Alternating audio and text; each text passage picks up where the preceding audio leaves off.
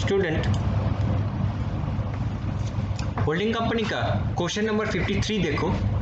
इसमें हम लोग सीखेंगे dividend from pre acquisition profit. ठीक है, तो ये फर्स्ट एडजस्टमेंट है, dividend from pre acquisition profit. Normally इसी से मैक्सिमम सम हम लोग का सीयूबी कॉम में आता है। तो इसके लिए हमने डायरेक्ट 45 से 53 में जंप कर गया और 53 से मोरलेस अच्छा सम है और हम लोग को अच्छा चीज़ सीखने को भी मिलेगा। तो देखो 53 में dividend from pre acquisition profit, इसके लिए एक ट्रीटमेंट है। ये ट्रीटमेंट को पहले तुम लोग देख लो। ये फॉर्मेट में देखो, ये फॉर्मेट हम भेज देंगे कि dividend from pre acquisition profit करने के लिए क्या क्या होता है ना। Dividend from pre acquisition profit, इसको थोड़ा बड़ा कर देते, सिर्फ यही पोर्शन हमको चाहिए। ये पूरा फुल फॉर्मेट है, इसमें देखो हमने सारा चीज का ट्रीटमेंट बोला है। Dividend from pre acquisition profit less from pre acquisition profit, pre acquisition profit से लेस हो जाएगा, उसके बाद ही profit during the year calculate होगा, उसके बाद ही हम लोग profit during the year calculate होगा। और क्या क्या ट्रीटमेंट होगा, dividend from pre acquisition profit is already credited to, अगर होल्डिंग कंपनी होगा तो प्रॉफिट एंड लॉस पीएल से तो less from pre acquisition profit से लेस होगा ही, कॉस्ट ऑफ कंट्रोल से भी लेस होगा और ग्रुप पीएल में भी लेस होगा। ठीक है, तो इसको ध्यान में रखो और हम लोग अभी ये सम शुरू कर रहे हैं।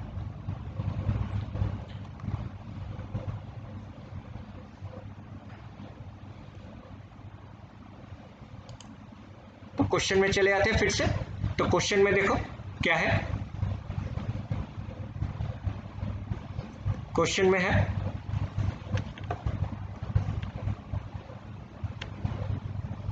हम लोग का, देखो already opening balance of surplus account कितना था, 25,000 था। तो यहाँ पर बोल ही दिया कि ओपनिंग बैलेंस, देखो यहाँ पर सरप्लस अकाउंट 25,000 है। तो हम लोग यहाँ पर आते हैं एकदम, इसमें सरप्लस से पहले देख लेते हैं कि कितना शेयर वो एक्विजिशन किया। देखो यहाँ पर बोला 6,000 इक्विटी शेयर वो एक्विजिशन किया 81,000 में। ठीक है, 81,000 में एक्विजिशन किया, लेकिन यहाँ पर देखो 75,000 है, मतलब 6,000 प्रॉफिट ऑलरेडी इंक्लूड है, ये बाद में आएंगे। पहले देखो 6,000 और इसका टोटल शेयर्स कितना था, 10,000 था, क्योंकि 10 रुपये करके दाम था तो 10,000 था। तो माइनॉरिटी मेजोरिटी में अगर हम लोग करेंगे तो ये 6,000 शेयर खरीदा आउट ऑफ 10,000, तो ये मेरा 3/5 हो गया। तो मेरा माइनॉरिटी 2/5 होगा, 3/5 का मतलब 60%। अब फिर से देखेंगे कि ये एक्विजिशन कब हुआ, साल का पहला दिन हुआ, बीच में हुआ। देखो ये एक्विजिशन हुआ 1 जुलाई को, तो अप्रैल मई जून 3 महीना मेरा प्री में होगा, जुलाई से लेके मार्च तक मेरा इसमें होगा। तो यहाँ पर हमने 3 महीना कर देते, ये 3 महीना, तो बाकी ये बचा 9 महीना। ध्यान से देखो प्रॉफिट एंड लॉस का ओपनिंग बैलेंस कितना था, 25,000, यहाँ डाल देते 25,000। अब देखो dividend for the last year, तो यहाँ पर कुछ डिविडेंड था, dividend paid 15 July for the year last year का कितना था, 10% था। तो ये 10% डिविडेंड किसका होगा, नहीं ये 10% डिविडेंड शेयर कैपिटल के ऊपर होता है। डिविडेंड हमेशा शेयर कैपिटल के ऊपर होता है।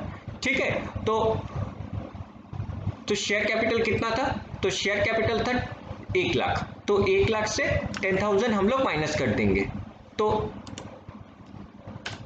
10,000 मेरा डिविडेंड ऑलरेडी ये हो गया। तो देखो अभी प्रॉफिट कितना बचा, प्रॉफिट बचा 15,000। अब देखो प्रॉफिट ड्यूरिंग द ईयर कैसे कैलकुलेट करेंगे, देखो फिर से बता रहे हैं 25,000 से 10,000 हम लोग माइनस किए, माइनस करने के बाद आ रहा है 15,000। इसके बाद देखो result at the end of the year 35, तो प्रॉफिट ड्यूरिंग द ईयर कितना होगा, तो वेरी सिंपल 89 का मेरा प्रॉफिट होगा, 35,000 ड्यूरिंग द ईयर मेरा प्रॉफिट होगा 35,000 माइनस नॉट 25,000, इट्स 15,000, ये 15,000 हम लोग माइनस करेंगे। तो प्रॉफिट ड्यूरिंग द ईयर मेरा हुआ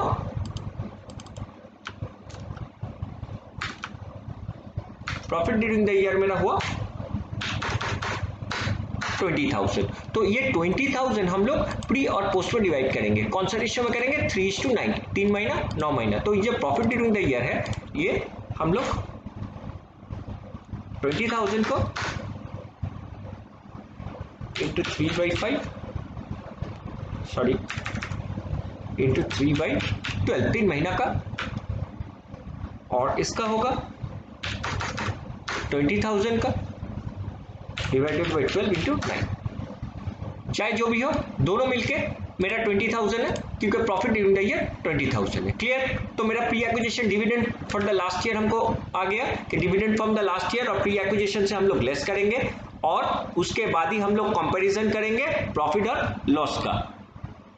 और क्या देखो, जनरल रिजर्व का ओपनिंग बैलेंस था, ट्रेड पेबल था, और क्या क्या एडजस्टमेंट है थोड़ा देख लेते हैं। गुड्स कॉस्टिंग 25,000 जिसको बेचे, ये अनरियलाइज्ड प्रॉफिट होगा, ये थोड़ा बाद में होगा, और ये सीबीकॉम 2005 का सम है, तो और मेरा इसका कोई पार्ट मेरा बचा नहीं है। अब आते हैं जनरल रिजर्व में। तो मेरा जनरल रिजर्व में देखो, जनरल रिजर्व में मेरा ओपनिंग बैलेंस कितना था 20,000, तो यहाँ लिख देते हैं 20,000, और उसके बाद देखो general reserve at the end of the year 30। तो profit general reserve during the year कितना हुआ, यहाँ पर भी कोई बोनस डिविडेंड नहीं है, तो general reserve during the year हुआ मेरा 10,000, क्योंकि 20 से 30 बन गया। 20 था ओपनिंग, देखो क्लोजिंग में, देखो क्लोजिंग में यहाँ पर है 30, क्लोजिंग में यहाँ पर है 30, तो ड्यूरिंग द ईयर मेरा 10,000, ये भी मेरा 3 महीना 9 महीना में डिवाइड होगा, that means 10,000 divided by 12 into 3, यहाँ पर बाकी जो बचेगा 7,500 हम कर देते हैं। ऑटोमेटिकली इसका सारा चीज आ गया मेरा, ऑटोमेटिकली मेरा सारा कैलकुलेशन आ गया। अब आते हैं, देखो यहाँ पर इन्वेस्टमेंट कितना किए थे, इन्वेस्टमेंट 75,000 किया था, लेकिन देखो यहाँ पर 6,000 जब खरीदने गए तो उसको पैसा दिया 81,000, पैसा दिया 81,000, तो हम लोग यहाँ पर 81,000 ही लिखेंगे। कितना शेयर्स खरीदा था, तो देखो 6,000 शेयर खरीदा था, तो 6,000 शेयर्स का प्राइस क्या होगा, 6,000 शेयर्स का प्राइस होगा 60,000। देखो प्री एक्विजिशन प्रॉफिट कितना है, प्री एक्विजिशन प्रॉफिट जो है ऑटोमेटिकली ये आ गया, pre acquisition profit, bonus dividend कुछ था नहीं, dividend from pre acquisition profit, dividend from pre acquisition profit. देखो टोटल डिविडेंड मेरा था 10,000, टोटल डिविडेंड मेरा था 10,000, अब 10,000 का होल्डिंग पोर्शन कितना है ना, 10,000 का होल्डिंग पोर्शन मेरा, तो एक्चुअली देखो स्टूडेंट, जो मेरा सम है, सम नंबर 53,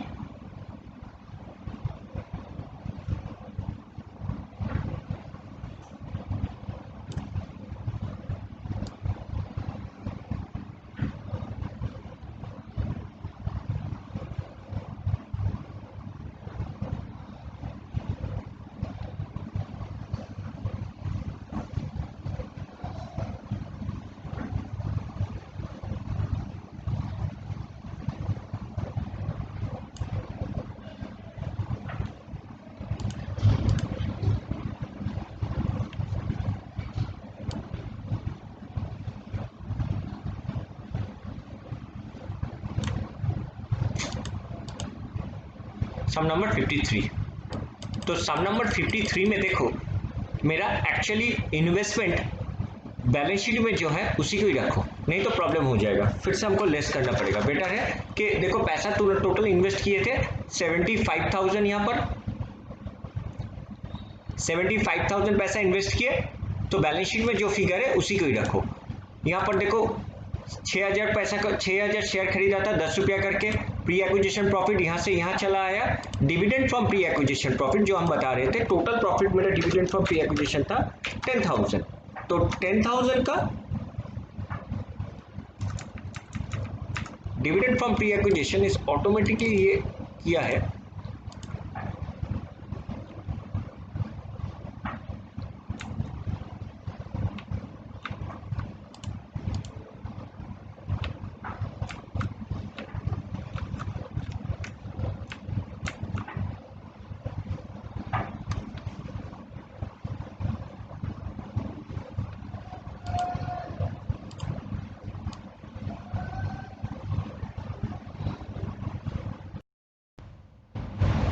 तो देखो 75,000, 2500 प्री एक्विजिशन, ये 4,000, ये dividend from pre acquisition profit, ये एक्चुअली माइनॉरिटी पोर्शन है। देखो टोटल डिविडेंड कितना था, टोटल डिविडेंड तो मेरा था 10,000, लेकिन उसमें से माइनॉरिटी इंटरेस्ट हम लोग यहाँ से माइनस करेंगे, तो माइनॉरिटी पोर्शन था मेरा 2/5, तो यहाँ से 4,000 माइनस होके मेरा कैपिटल रिजर्व है 10,500। अब आते हैं हम लोग consolidated profit and loss account में। तो consolidated profit and loss account में जाने के लिए consolidated profit and loss account, तो होल्डिंग कंपनी का कितना है, देखो 60,000 था, तो होल्डिंग कंपनी का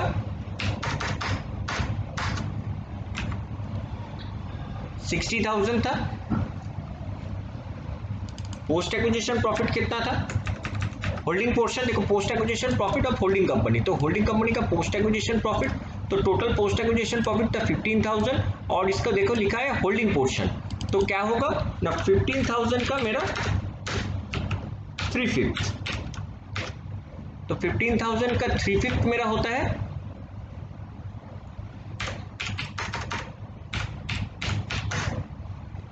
9,000।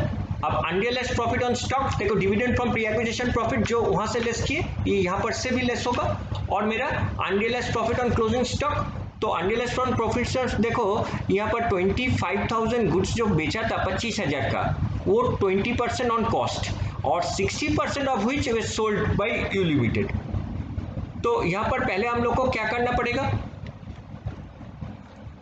देखो टोटल प्रॉफिट अगर हम लोग करेंगे 20% ऑन कॉस्ट, तो ये 25,000 का टोटल कॉस्ट कितना था, तो हम लोग अगर एक वर्किंग्स करें यहाँ पर कि मेरा 25,000 टोटल था, उसका 20%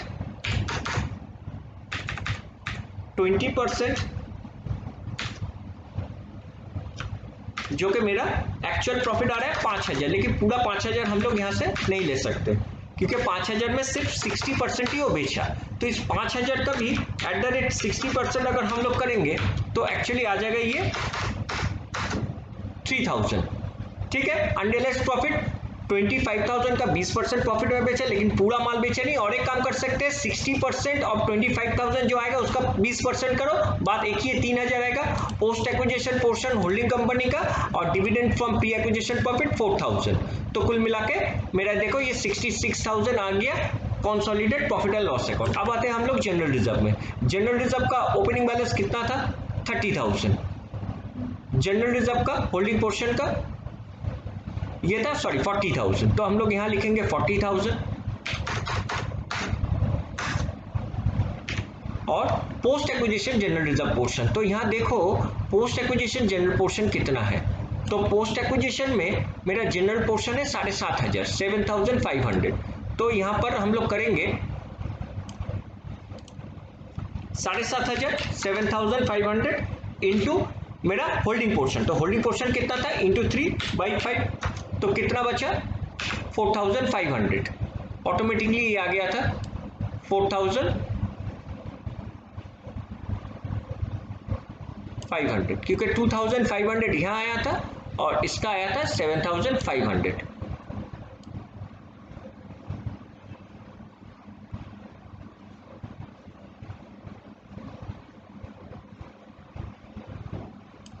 माइनॉरिटी इंटरेस्ट में देखो, माइनॉरिटी इंटरेस्ट में ये लोग कितना टोटल शेयर 600 में 6,000 ले लिया था 10,000 में, तो बाकी रह गया 400 शेयर्स, तो यहाँ पर 400 शेयर 10 रुपये करके दाम होने से मेरा 100 रुपये करके दाम है, तो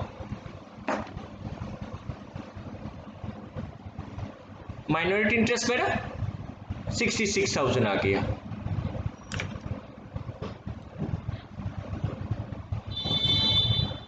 और कुछ बाकी रह गया कि नहीं देखते हैं हम लोग, इसका कुछ होगा नहीं, 25,000 जनरल रिजर्व का हो गया, मेरा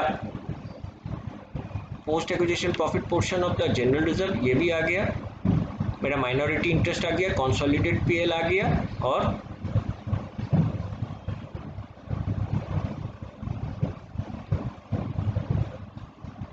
ऑलमोस्ट मेरा सब कुछ आ गया। अब हम लोग आते हैं बैलेंस शीट में, तो बैलेंस शीट में देखो, बैलेंस शीट में मेरा कैपिटल कितना होगा 2,50,000 होगा,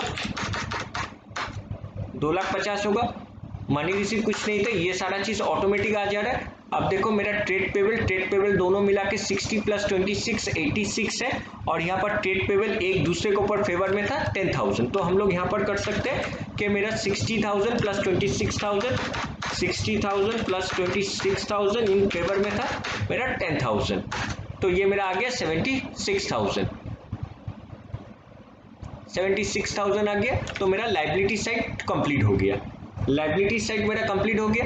अब आते हैं मेरा एसेट साइड्स में। एसेट साइड्स में देखो, एसेट साइड्स में मेरा क्या क्या है, टेंजिबल एसेट्स। तो टेंजिबल एसेट्स क्या है, टेंजिबल एसेट्स में देखो 2,70,000 प्लस 1,50,000, और मेरा यहाँ पर कुछ ये भी नहीं था, प्रॉफिट ऑन रिवैल्यूएशन कुछ था नहीं, जैसा है वैसा ही बैठ गया। इन्वेंट्रीज मेरा 30,000 और 11,000 था, लेकिन इन्वेंट्री में हम लोग को एडजस्टमेंट करना पड़ेगा। अनरियलाइज्ड प्रॉफिट 30,000 इन्वेस्टमेंट था, प्लस इन्वेंट्रीज में 30,000 प्लस 11,000, लेकिन अनरियलाइज्ड प्रॉफिट कितना स्टूडेंट हुआ था 3,000, तो ऑटोमेटिक आ गया ये ट्रेड रिसीवेबल। ट्रेड रिसीवेबल में मेरा था 15,000 20 35,000, 15,000 प्लस 20,000, 15,000 प्लस 20,000, लेकिन इंडेप्टनेस था एक दूसरे के ऊपर फेवर में 10,000 था, और मेरा बाकी रह गया कैश 20,000 प्लस 10,000, देखो 30,000। तो देखो 5,13,000 ये मेरा सम आ गया। तो इसमें सिर्फ एक ही चीज एक्स्ट्रा सीखे, dividend from pre acquisition profit. Dividend from pre acquisition profit कैसे आता है वो तुम लोग सीख लिए, इसको माइनस करेंगे और इसका ये पोर्शन भी हम लोग माइनस करेंगे। 4,000 यहाँ से भी सेम अमाउंट होगा 4,000। इसी तरह से हम लोग डिविडेंड वाला सम करेंगे। होप तुम लोग को ये समझ में आया होगा। Thank you so much.